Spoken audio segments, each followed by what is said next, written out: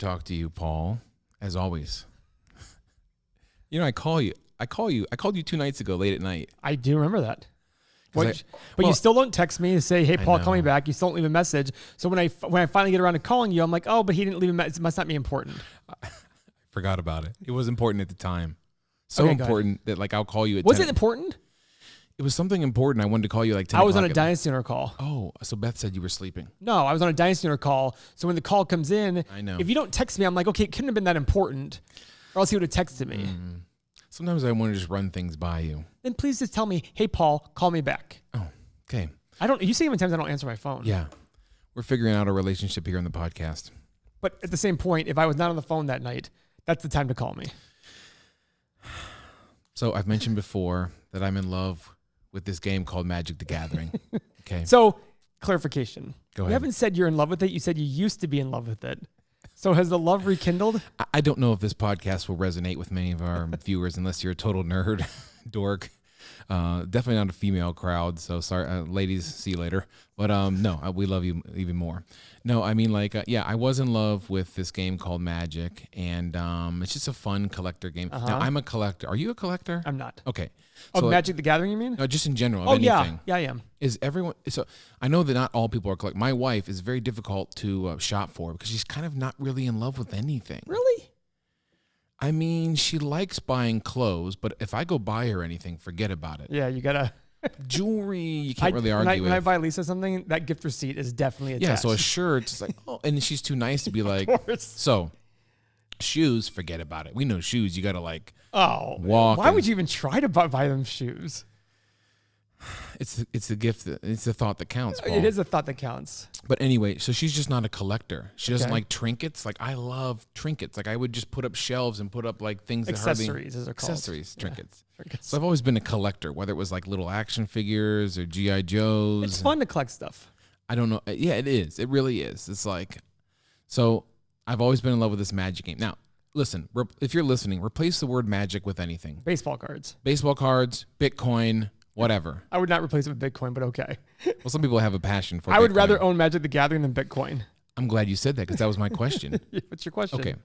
So I've been analyzing Magic now, okay? It's been around since 1994. And how long is that? 25 years. Yeah, it's a long time. Now, if I told you that every single card ever made is always worth more money as time progresses. Yeah, I would not believe that. I can show you the trends. Now, since 1994, that might be evidenced. Every single card that's ever been made is worth more money than when you first purchased it. So far. Yeah. Okay, I can believe that. Now, my question is how long every card. Look, okay, there's some dumb cards that probably aren't worth the price they're printed on. But I mean, So Seth made a statement. When you open up a baseball card, there's 20 dumb players that don't exist. And there's 4 guys in the back that are really good. Yeah. And so in general, but it's getting close to, it's getting to ridiculous amounts where it's getting toward every single card. Every card, even the bad guys you've never heard of. Now, because you haven't heard of them. Talking about Magic now? Or I'm talking, relate them both, baseball. Okay. Because you haven't heard of them, now they're even more fun. Because they're just so ridiculously out of it's not the Ken Griffey's Juniors of the world. It's the guy that had 3 innings and gave up 10 runs, went back to the minors. That card is now some sort of collector's edition. Did you watch that documentary, Jack of All Trades? I did not. Should I? It's Netflix. It's all about baseball cards. And oh, yeah. Yeah, go ahead. Anyway, I'm like, well, I keep getting away from the game. Life catches up with me. I go do other things, business, children. Yeah, of course. When I go back, the cards are just astronomically more expensive. And the game has turned from 10 years ago, people wanted the cards so you could play the cards. Now, 35 million players worldwide. Now the cards have developed this ambiance, the first edition, the second edition. Of course. Now it's not about playability. It's about the mint, the rarity. So this sounds a lot like? Tell me. Books, which is what I do collect. Books? I do collect books. Well, you've said this. You love first editions. You'll try and get old. I might sit there and say, I don't necessarily try to get first editions all the time.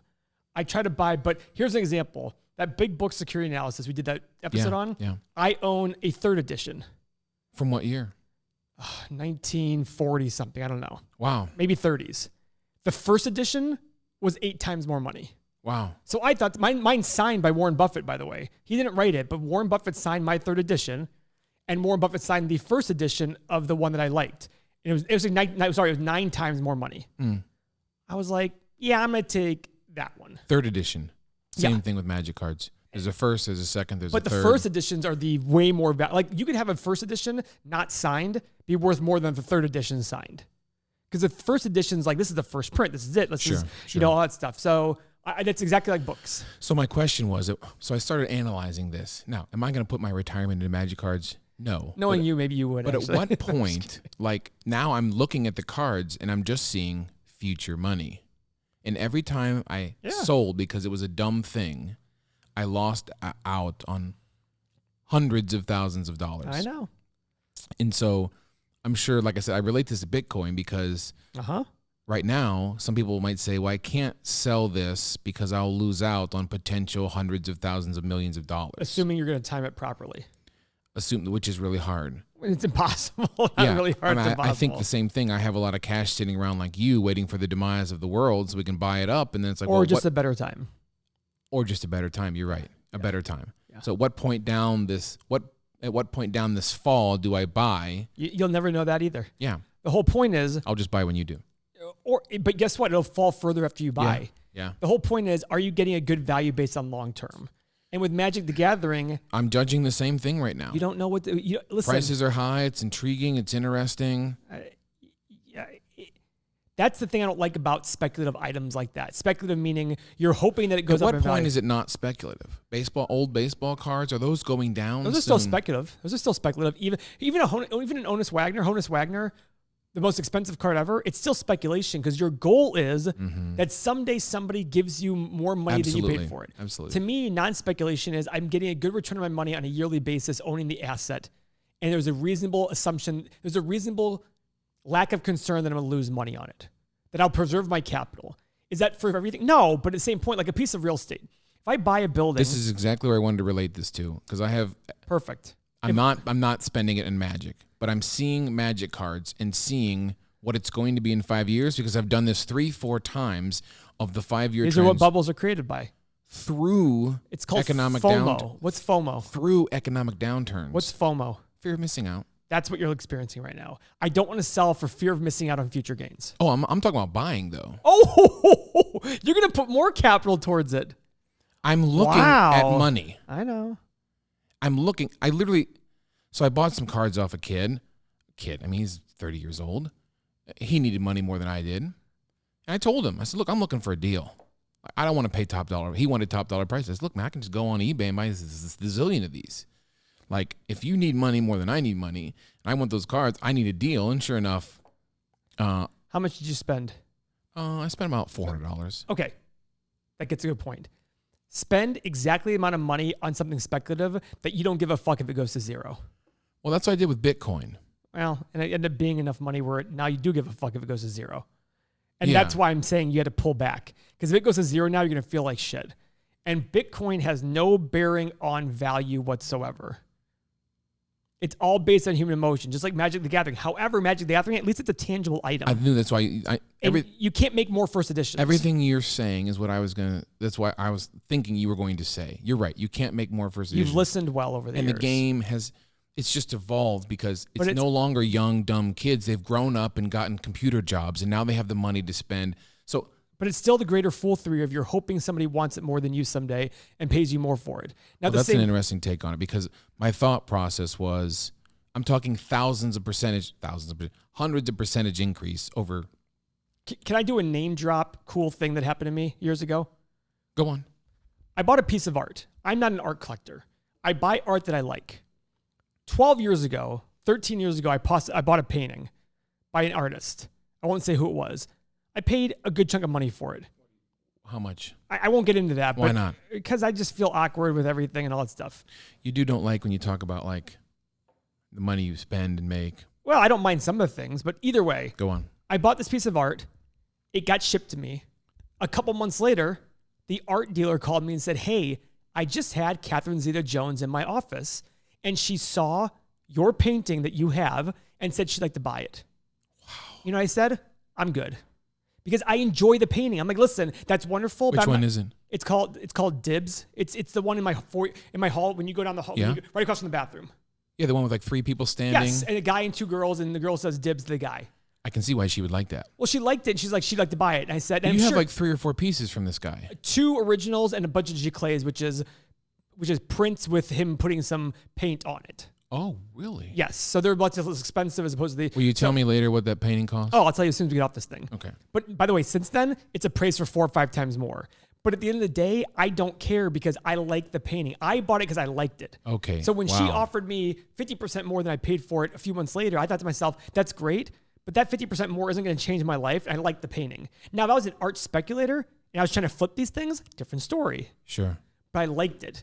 And to me... Well, I love this shit too. I really love it. So pick an amount of money where you don't care if you lost it, went to 0, or it doubled in price. You'd be like, okay, cool.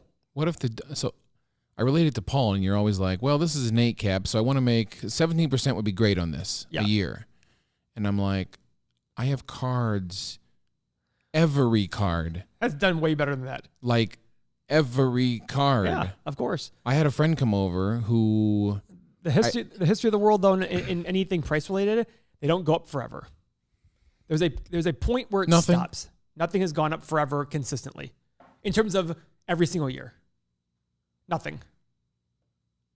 Not like a gold or diamonds. Nope.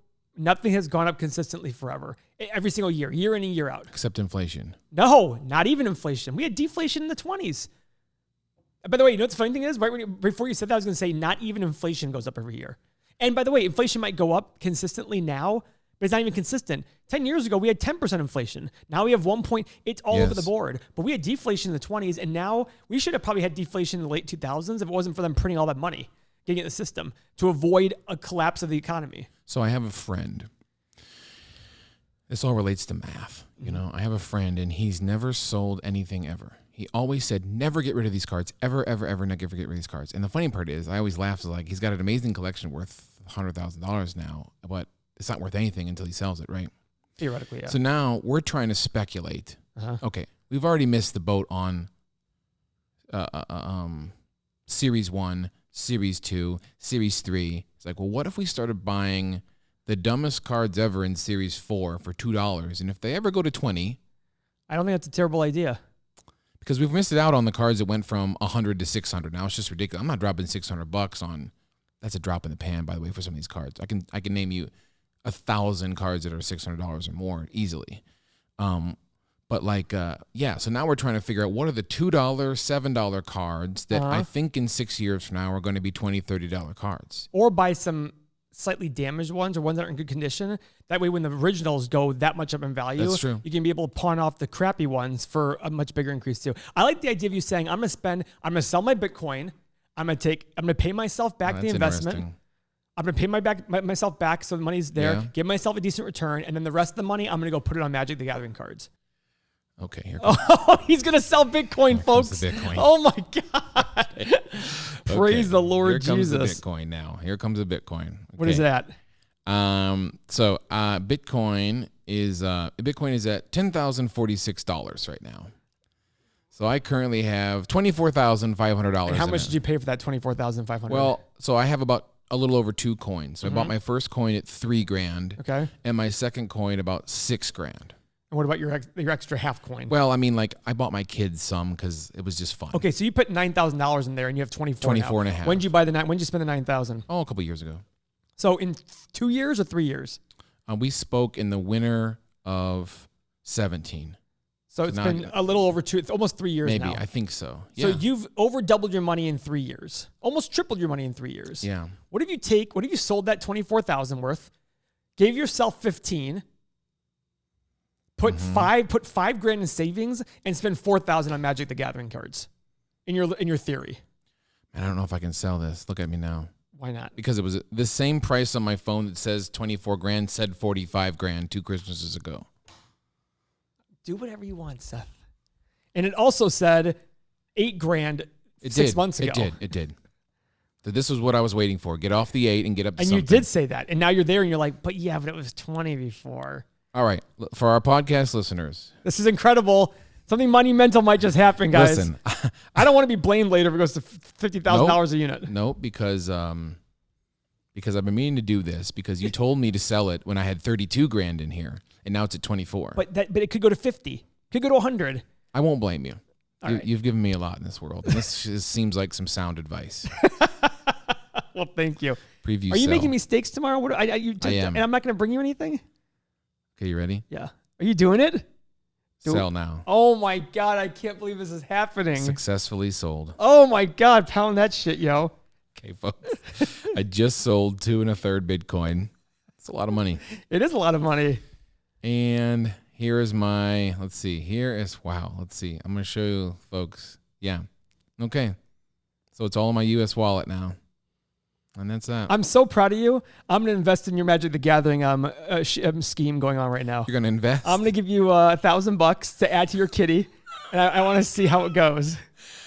You're a money manager now. I'll have to stake you, yeah. I'll have to look, now I'm a bookkeeper, so. That's interesting. That is I mean, listen, you really feels You put good. $9,000 in, give yourself 15, put 5 into Now you're right. There is a relieving feeling that I'm not going to lose that money because I'm not now. put $5,000 in your personal checking, put 15 in your savings account in that cash, and take the other 4 and go, okay, let's go try this idea I have. Mm-hmm. What do you think? Then do me another favor. Don't ever look at Bitcoin ever again. You'll be hanging from these rafters here when it goes to $100,000 a unit. Well, at that point, hopefully, I mean, you really sold me because at one point you're like, you got very fired up at that number, 25, 30 grand. And you're like, we can take that, put it into real estate smartly and really turn it into something amazing. Yeah, absolutely. And I don't think that's not, why would I ignore someone like you or all the other? I could be wrong. Remember one thing. So my friend, the investor, Gary, he says a good value investor will be right 6 out of 10 times. A really good value investor will be right 6 out of 10 times. I'm still going to be wrong 40% of the time if I'm really good. Let's see what Beth has to say. Oh, we're calling her up. This is great. Hi, honey. I love this woman. She's so funny. Let's see if she's here. It's good. Oh, I hear it. Here she is. Let's see if she picks up. Hey, babe. I sold all of our Bitcoin. We're on the podcast. Your Why thought? did you sell all the Bitcoin? Because. Can I take over? Go ahead, Paul. Bethy, do you hear me? I hear you. Why are you upset, Beth? Guys, I wanted just to hold out a little bit and wait for it to go back up and then sell. By the way, you already did that. It was at $3,500 per Bitcoin that's what Paul. 6 months ago, and then you're like, we're gonna wait it out. You waited it out. It's at 10,000 now. You waited it out. That's true. Remember when it was at 8,000? We had $8,000 in Bitcoin. Now we have 25. I know, but I wanted us to wait longer. Then go buy another half Bitcoin back. We can buy it back. Anyway, listen, I have a massive amount of stress off my back. Do you really? I don't have to follow Bitcoin every day. So. Oh, well, that's true. You do get yourself all worked up about Bitcoin, but wait a second. Worked up about Magic cards. That's what we're doing. She knew it. Hey, Beth. So here's what I suggested. Here's what caused this whole sale of the Bitcoin. What I said was, sell your Bitcoin. You invested 9. You take your 24, take your 25, take 5 out, take 15 out. It's your 9 plus a really good return. Put $5,000 in your personal checking just for your everyday funds. Take the other 5 and put it towards Magic the Gathering. You really think so? It's think fun. That's Magic the Gathering investment? No, I don't think so. That's not the point. The point is Seth wants to have fun, and I buy things for fun too. So what the hell? Well, I don't have to put that in Magic. I'll assure both of you I don't have to. But Beth, here's the point, and we both know. He said that now, Paul. You know, he's I come over for dinner tomorrow night. I'm going to see all the auctions that you won on eBay. So here's the key, though, Beth, and this is what's said. Paul, what is a 30-year return on a simple $5,000 investment? So with real estate, the way we do it, I believe you can make 15% return a year. So no, just general like stock. If I move 9.9% is what the stock market is. What is it over 30 years? $5,000. This is where I have Beth. This is assuming you match the market, which most people do not.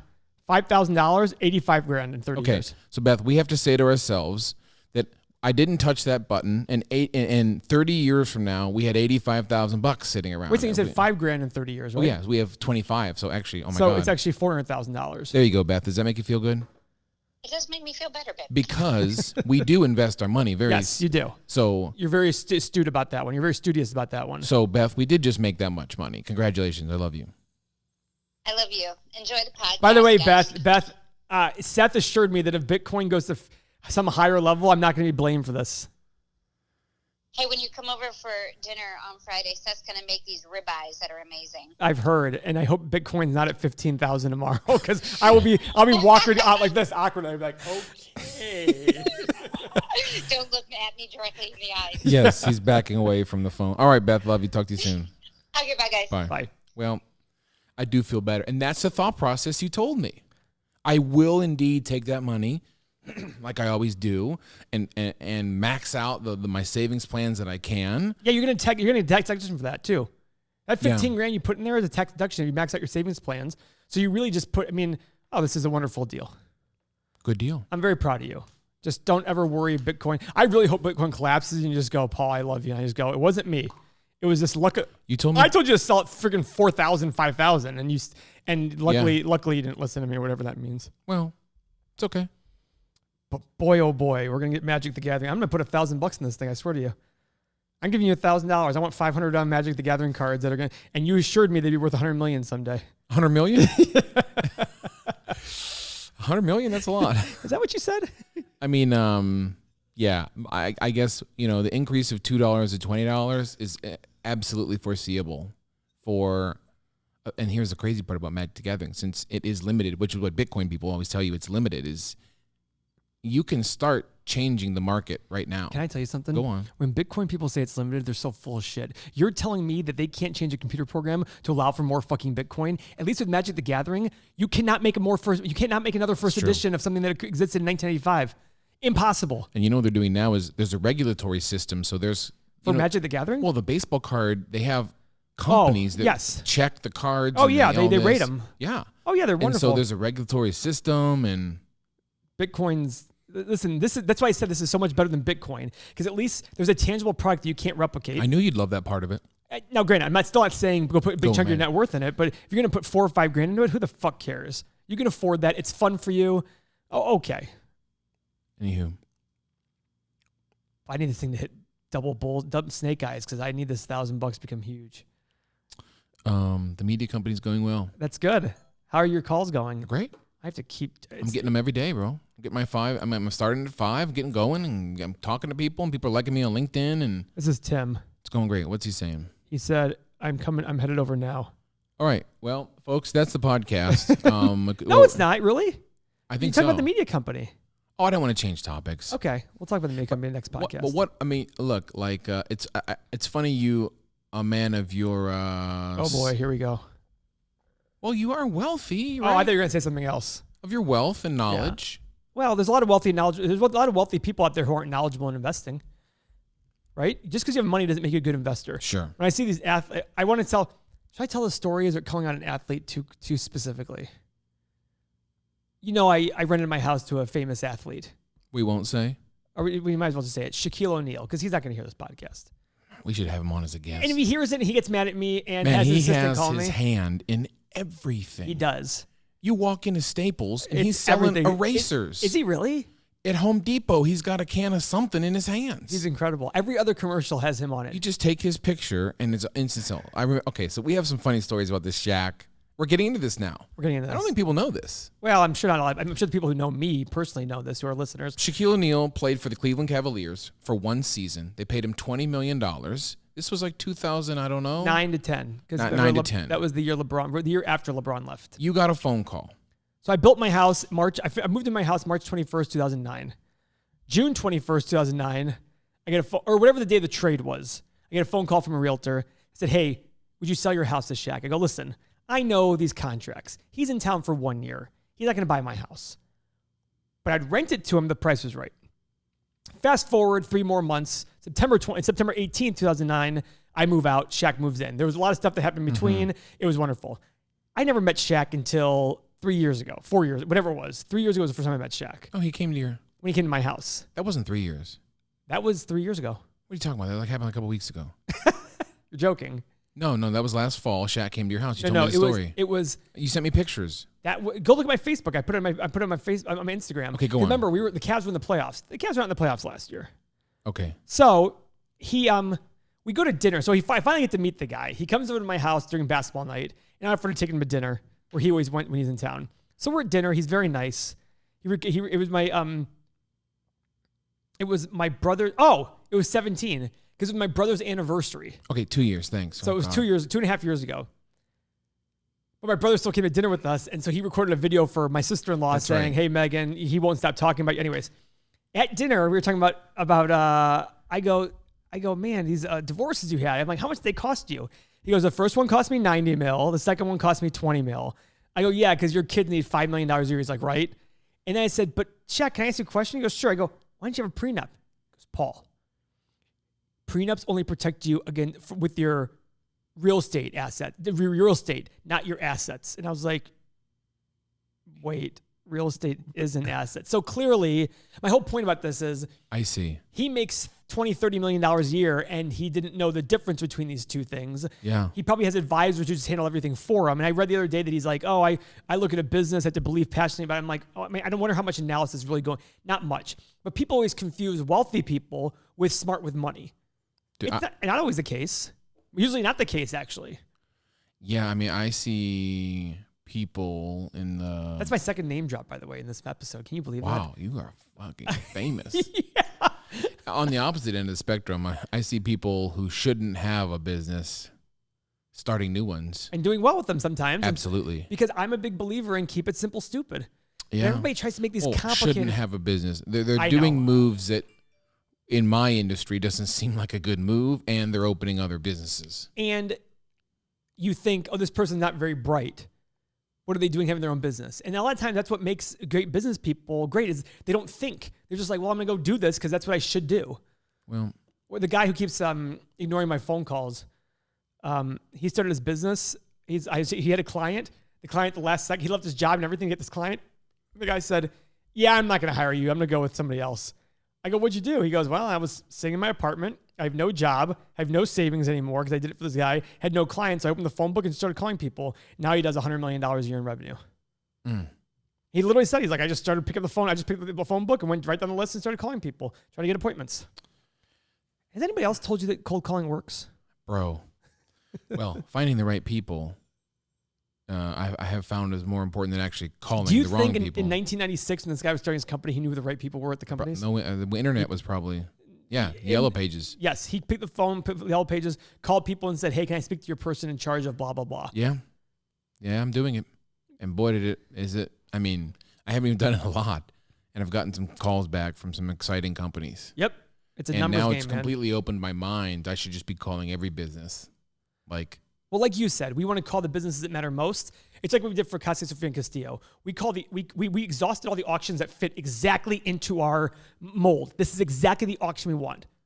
Okay, we've exhausted all those people. Let's go a little bit further. Let's lower our standards just a little bit. And because of that, we see our conversion rate is a lot lower, but we're still getting sales. Let's talk about that next time because I have some interesting ideas about that. All right, on to the next episode. Paul, hopefully someone's listening to us besides my mother and your dad. Hi, Sharon. My dad has not listened to us. So I don't think my dad even knows we have a podcast, to be honest with you. I don't tell him these things. I really can't wait to do. We're on our 80th or something, and I can't wait to see what our thousands look like, the guests we're going to get. It's going to be awesome. Like I said before, I went back and looked at the first Joe Rogan podcast. And how bad was it? He's coming to Cleveland. I forgot to send you that. What for? October 26th, I think, stand-up at Wolstein Center. Wow. We should go. We should have him on. Wouldn't that be incredible if we had him on? Let's ask him. Have your people, what's it worth to you to have him on? What's he doing the stand-up show for? And what would an hour be with us prior to that? That would be awesome. It's a great idea. What's it worth it to the Learn From Us podcast? We'll have that conversation with Joe Rogan. Thanks for joining us. 3 name drops, motherfuckers. Well, we haven't met Joe Rogan yet. Well, I guess I could name drop anybody I wanted. Yeah, exactly. Bill Clinton. Okay, listen to these podcasts. Love you guys. Peace.